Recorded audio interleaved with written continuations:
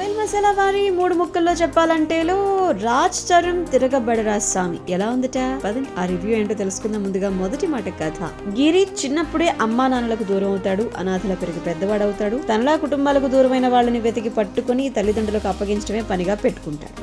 అలా అతని పేరు అందరికీ తెలిసిపోతుంది. ఒక ఇంటర్వ్యూ, ఆ ఇంటర్వ్యూలో చూసినటువంటి శైలజ గిరికి దగ్గర అవటం, ఆ తర్వాత ఇద్దరు ప్రేమలో పట్టం, పెళ్లితో ఒక్కటవటం. ఇంతలో కొండారెడ్డి ముఠా శైలజ కోసం వేట మొదలు పెట్టడం, గిరి గురించి తెలుసుకుని అతన్ని కూడా పిలిపించి శైలజని వెతికి పెట్టాలి అని చెప్పి, లేదంటే ప్రాణాలతో ఉండవని చెప్పి బెదిరించడం. తన భార్య శైలజ 2,000 కోట్ల ఆస్తికి వారసురాలు అని తెలిసిన తర్వాత గిరి మరి ఏం చేశాడు, ఎందుకు శైలజకి కొండారెడ్డికి ఉన్న సంబంధం ఏమిటి, భార్యను కాపాడుకున్నాడా లేదా, ఇదంతా తెలుసుకోవాలంటే తిరగబడరా స్వామి చూసేయాలి.